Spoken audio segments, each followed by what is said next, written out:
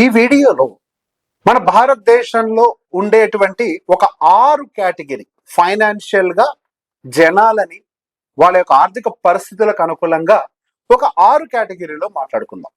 Categories కి ఎటువంటి పేర్లు పెట్టను, కాకపోతే ఆ కేటగిరీస్ ఏంటి, వాళ్ళ బిహేవియర్ ఏంటి, ఇవన్నీ మనం అర్థం చేసుకున్నాము అని అంటే మన లైఫ్ ని ఇంకో కేటగిరీలోకి ఎలా మార్చుకోవాలో కూడా కొంత క్లారిటీ వస్తుంది.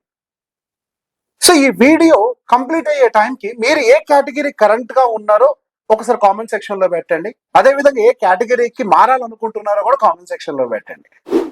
నమస్తే, నేను మీ Revanth Chalamala, AMFI registered mutual fund distributor and NIS and CRISIL certified wealth manager. So category 1, మన భారతదేశంలో మెజారిటీ ఆఫ్ ద పీపుల్ ఈ కేటగిరీలోనే ఉంటారు. నెలకి ఒక 30-35 వేల 45,000 రూపాయలు జీతం సంపాదించేటువంటి వ్యక్తులు. వాళ్ళు రిటైర్ అయ్యే టైంకి మహా అయితే ఒక 20 లక్షలు 25 లక్షల రూపాయలు వాళ్ళ దగ్గర కార్పస్ పెట్టుకుంటారు. కొంతమంది దగ్గర ఉండొచ్చు, కొంతమంది దగ్గర ఉండకపోవచ్చు, లేదా దానికి ఈక్వలెంట్ వాల్యూ ఏమన్నా రెంటల్ ఇన్కమ్ జనరేటింగ్ అసెట్స్ ఉంటే కొద్దిగా ఏదో కొంత వేరే బెటర్. సో ఈ కేటగిరీ పీపుల్ అంతా కూడా ఇన్కమ్ వాళ్ళ పిల్లల దగ్గర నుంచి తీసుకునే ప్రయత్నం చేసే వాళ్ళు కొంతమంది ఉంటారు. లేకపోతే ఏదైనా చిన్న ఇల్లు ఉంటే దాని నుంచి కిరాయి వస్తుంది అంటారు కదా, రెంటల్ ఇన్కమ్, ఆ కేటగిరీ పీపుల్ ఉంటారు. లేదా FDలో పెట్టుకొని దాని నుంచి పెట్టుకోవాలనుకుంటారు, లేదా గవర్నమెంట్ ఇచ్చేటువంటి పెన్షన్ స్కీమ్స్ మీద డిపెండ్ అయ్యే వాళ్ళు ఉంటారు. So majority of these category people అందరూ కూడా ఇప్పుడు నేను చెప్పిన ఇన్వెస్ట్మెంట్ కేటగిరీలోనే, అంటే FDలు లేకపోతే పిల్లలే నాకు సపోర్ట్ చేస్తారులే నేను ఒక టైంకి వెళ్ళిన తర్వాత, ఈ ఆలోచన విధానంలోనే మెజారిటీ ఆఫ్ ద పీపుల్ ఉంటారు. ఈ కేటగిరీ వాళ్ళందరికీ పెద్ద ప్రాబ్లం ఏంటి అని అంటే ఇన్ఫ్లేషన్. వాళ్ళు రిటైర్ అయ్యే ముందేమో ఒక 30,000 35,000 రూపాయలు డబ్బుతోటి, అదే ఆ శాలరీ తోటి రిటైర్ అయిపోయి ఉంటారు.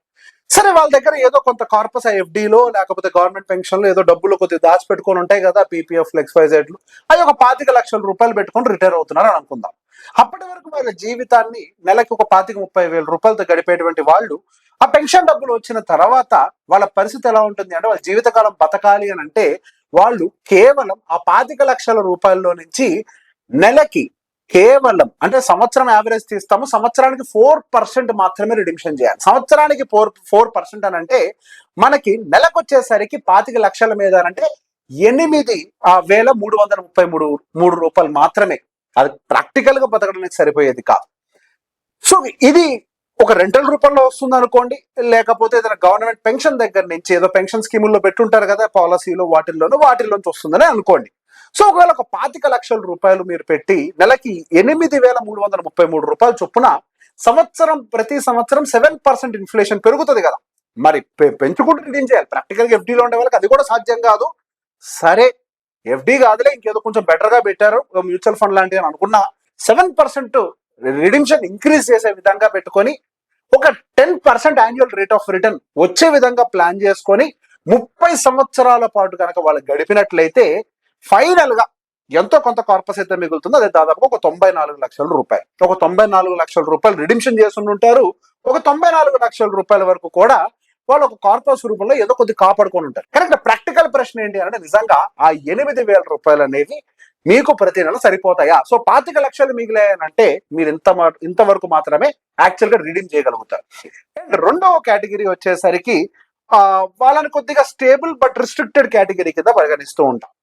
So majority of the people వీళ్ళు ఏం చేస్తారు అని అంటే asset rich cash poor people గా పరిగణిస్తూ ఉంటాం. వాళ్ళు ఏం చేస్తారు, కొంచెం సొసైటల్ ప్రెషర్ ఇవో మంచి ఇల్లు, ఒక 80 లక్షల రూపాయల ఇల్లు, ఒక ఈపీఎఫ్ కార్పస్, ఒక మిడిల్ క్లాస్ లైఫ్ ఏదో మెయింటైన్ చేద్దామని చెప్పి ప్లాన్ చేసుకుంటూ ఉంటారు. కానీ వీళ్ళకి ఏమవుతుంది, ఇందాకే చెప్పా, asset rich cash poor. So వీళ్ళ విషయంలోకి వచ్చేసరికి ఏమవుతుంది అని అంటే, ఒక 1 కోటి రూపాయలతో వీళ్ళు రిటైర్ అవుతారు అని అనుకుందాం. 1 కోటి రూపాయల కార్పస్ ఏదో ఉంటుంది అని అనుకుందాం. ఈ 1 కోటి రూపాయల కార్పస్ వాళ్ళ దగ్గర ఉన్నప్పటికీ ఏదో ఒక ఇంటి రూపంలోనే అయి ఉండొచ్చు, లేకపోతే ఒక క్యాష్ రూపంలో అయి ఉండొచ్చు. ఒకవేళ 1 కోటి రూపాయల ఇల్లు కనుక వాళ్ళు రెంట్కి ఇస్తే ఒక 23,000 రెంటో లేకపోతే ఒక 30,000 రెంటో వస్తుంది.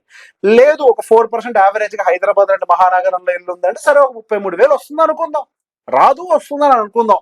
లేదు, అదే 1 కోటి రూపాయలు క్యాష్ రూపంలోని మ్యూచువల్ ఫండ్ లో పెట్టినా కానీ వాళ్ళు నెలకి ఎంత రిడీమ్ చేయగలుగుతారు, వాళ్ళ డబ్బులతో సర్వే అవ్వగలుగుతారు లేదా మీరు నిర్ణయించండి.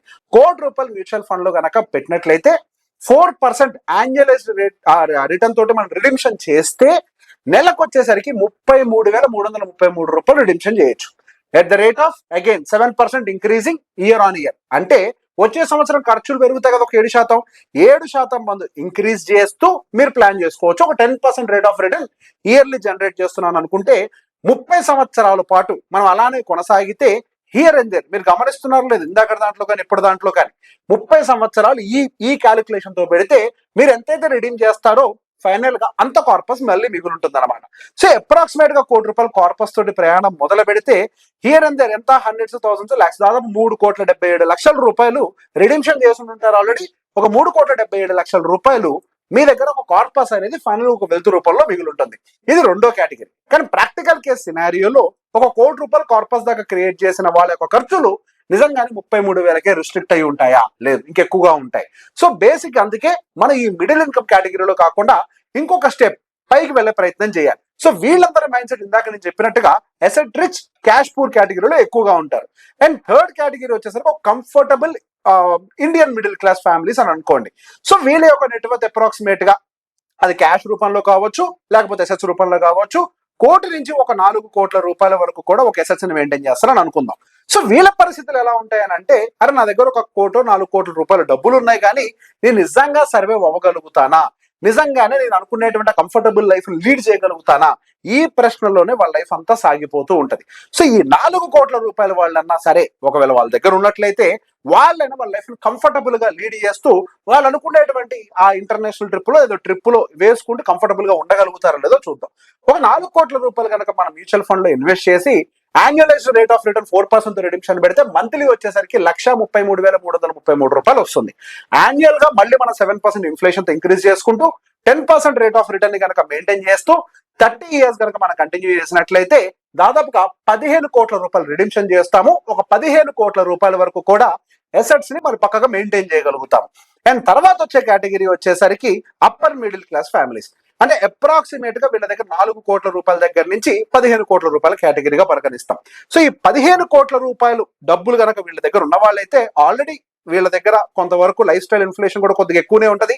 Already upper middle class families అంటే వాళ్ళ దగ్గర ఉన్నటువంటి సాలరీస్ కూడా 3 లక్షలు, 4 లక్షలు, 5 లక్షల రూపాయల జీతాలు కూడా ఆల్రెడీ చూసుండి ఉంటారు. ఒక అప్గ్రేడెడ్ లైఫ్ స్టైల్లోనే ఉంటారు. నిజంగానే వీళ్ళు ఒకవేళ ₹15,00,00,000 వాళ్ళు మ్యూచువల్ ఫండ్ లో పెట్టుకుంటే వాళ్ళు సర్వే అవ్వగలుగుతారో లేదో ఒక్కసారి మనం చూద్దాం. సో ₹15,00,00,000 కనుక మ్యూచువల్ ఫండ్ లో పెట్టుకుంటే మనం 4% annualised rate of return redemption పెట్టుకున్నప్పుడు ఒకవేళ మనం మంత్లీ డివైడ్ చేస్తే సుమారుగా ₹5,00,000 వరకు వస్తాయి. సో ఇక్కడ యాక్చువల్ గా వీళ్ళ ఫిగర్ అనేది మీట్ అవుతుంది. ఇందాక మనం గమనించిన దాంట్లో మిగతా 3 కేటగిరీస్ లో వాళ్ళు బతకడానికి కూడా సరిపడే డబ్బులు రాలేదు. అదే అప్పర్ మిడిల్ క్లాస్ ఫ్యామిలీస్ ఎవరైతే కనీసం ఒక ₹15,00,00,000 కార్పస్ ని మెయింటైన్ చేస్తారో వాళ్ళు 4% రేట్ ఆఫ్ రిటర్న్ తోటి రిడెంప్షన్ తీసుకుంటున్నా కానీ 7%, ఇన్ఫాక్ట్ 10% వరకు కూడా ఎక్స్పెక్టెడ్ పెట్టాము. ఓకే, దీన్ని 7% మారుద్దాం. This is 7%. Okay, so basic గా మనకి SWP 7% ప్లాన్ చేసుకుంటే ఎక్స్పెక్టెడ్ రేట్ ఆఫ్ రిటర్న్ 10% పెట్టుకుంటూ 30 years కంటిన్యూ చేస్తే ₹56,00,000 రిడెంప్షన్ చేసుకున్న తర్వాత కూడా ₹56,00,000 రిడెంప్షన్ చేసుకున్న తర్వాత కూడా మరో 56 కోట్లు ఫైనల్ వాల్యూ ఉంటుంది. ఇక పైన వచ్చేది మనకి ఎఫ్లుయెంట్ అంటాం, ఒక రకంగా చెప్పాలంటే రిచ్ హెచ్ఎన్ఐ అని కూడా మనం మాట్లాడుకోవచ్చు. సో వీళ్ళకి ఎలా ఉంటుందంటే వీళ్ళది డైవర్సిఫైడ్ ₹100,00,000 తీసుకోవచ్చు, మ్యూచువల్ ఫండ్ లో బెటర్ కదా. సో వీళ్ళు డైవర్సిఫైడ్ వెల్త్ ని ప్లాన్ చేసుకుని ఉంటారు. అంటే వాళ్ళు కమర్షియల్ రెంటల్స్ మీద ప్లాన్ చేసుకుంటారు, కంపెనీస్ డివిడెండ్స్ మ్యూచువల్ ఫండ్స్ లో కావచ్చు, లేకపోతే స్టాక్ డివిడెండ్స్ లేదా వాళ్ళ ప్రైవేట్ ఈక్విటీ వాటిలో డివిడెండ్స్ ప్లాన్ చేసుకుంటారు. ఒక స్ట్రక్చర్డ్ డెట్ పోర్ట్ఫోలియోని మెయింటైన్ చేస్తూ ఉంటారు, ఫ్యామిలీ ఆఫీసెస్ మెయింటైన్ చేస్తూ ఉంటారు. ఒక ₹100,00,000 కార్పస్ కనుక వీళ్ళు మెయింటైన్ చేసుకుని దిగారు అని అంటే నెలకి వాళ్ళు ₹33,00,000 వరకు కూడా వాళ్ళ ఇన్కమ్ ని పెంచుకుంటూ అది మెయింటైన్ చేయగలుగుతూ ఉంటారు. ఏది ఇదంతా క్యాష్ ఫ్లో ఉండేటువంటి అసెట్స్ అయినట్లయితే అట్లా వాళ్ళు 7% monthly year by year increase చేసుకుంటూ 10% rate of return 30 years continue అయినా కానీ ఓవరాల్ గా ₹377 కోట్ల వరకు వాళ్ళు రిడెంప్షన్ చేసినప్పటికీ మరో ₹377 కోట్ల వాళ్ళకి దాదాపుగా మళ్ళీ వెల్త్ అనేది బ్యాలెన్స్ అవుతుంది. ఇంతకు మించి దాని పైన ఉండేటువంటి 6వ లేయర్ గురించి మళ్ళీ మాట్లాడండి. వీళ్ళే ultra wealth category people. So వీళ్ళందరూ కూడా 100 కోట్లు ఎబోవ్ ఉండే వాళ్ళందరినీ కూడా ఆల్ట్రా వెల్త్ కేటగిరీ కింద పరిగణిస్తాం. సో వీళ్ళు ఇంటర్నేషనల్ ఇన్వెస్ట్మెంట్స్ ని ప్లాన్ చేసుకుంటారు, సేమ్ ఫ్యామిలీ ఆఫీసెస్ మెయింటైన్ చేస్తారు, ట్రస్ట్ ఫార్మేషన్లు చేస్తూ ఉంటారు, ప్రైవేట్ బిజినెస్లు ఉంటాయి, గ్లోబల్ అసెట్స్ ఉంటాయి. సో ఇట్లా రకరకాలుగా వాళ్ళకు ఉండేటువంటి అసెట్స్ ని ఎన్నో రకాలుగా డైవర్సిఫై చేస్తూ ఉంటారు. సేమ్ కేటగిరీ 4% వీళ్ళు బేస్ గా క్యాలిక్యులేట్ చేసుకున్నా ఇందాక రిచ్ వాళ్ళకి 33 లక్షలు వస్తూ ఉంటాయి. ఇక ఆల్ట్రా హెచ్ఆర్ఎస్ కేటగిరీస్ గురించి మాట్లాడుకోండి, వాళ్ళకి ఏ రేంజ్ లో రిటర్న్స్ వస్తూ ఉంటాయో. సో బేసిక్ గా మీరు గమనిస్తే ఇక్కడ మనము వెల్త్ క్రియేషన్ అనేది మీరు గమనించినప్పుడు ఇనీషియల్ గా వీళ్ళంతా కూడా ఫస్ట్ వాళ్ళ శాలరీ లేకపోతే బిజినెస్ ఇన్కమ్ తోటి సంపాదించిన తర్వాత వాళ్ళ ఎసెట్స్ ని ప్రాపర్ గా డైవర్సిఫై చేసుకొని వాళ్ళ వెల్త్ ని గ్రో చేశారు. సో వాళ్ళు రిటైర్ అయ్యే టైంకి కేవలం 4% రిడెంప్షన్ పెట్టినా కానీ వాళ్ళ లైఫ్ అనేది సెక్యూర్డ్ గా ఉంటుంది. ఒక నార్మల్ పర్సన్ కి ఒక ఆల్ట్రా రిచ్ పర్సన్ కి ఉండేటువంటి ఒక తేడా ఏంటి అని అంటే, ఒక నార్మల్ పర్సన్ బతకాలి అని అంటే ఆయన ఆస్తులు అమ్ముకొని బతుకుతూ ఉంటాడు. అదే ఒక ఆల్ట్రా రిచ్ పర్సన్ బతకాలి అని అంటే వాళ్ళ ఆస్తుల నుంచి వచ్చేటువంటి ఆ క్యాష్ జనరేషన్ ఏదైతే ఉంటుందో దాంతో బతకడమే కాదు, మళ్ళీ కొన్ని కొత్త ఆస్తులను కూడా క్రియేట్ చేయగలుగుతూ ఉంటారు. సో వీళ్ళిద్దరి మధ్యలో ఉన్న వ్యత్యాసం ఇంత చిన్న లైన్ మాత్రమే. బతకడానికి అమ్ముకుంటాడు, ఎక్కడైనా బతకడానికి అమ్ముకోవటంగా దాని నుంచి వచ్చే రిటర్న్స్ తోటి ఆయన తింటూ మళ్ళీ కొన్ని ఆస్తులు కూడా సంపాదించగలుగుతారు. ఇప్పుడు మీరు ఏ కేటగిరీలో ఉన్నారో ఒకసారి కామెంట్ సెక్షన్ లో పెట్టండి. ఇట్లాంటి వీడియోస్ కోసం stay tune. Thank you very much.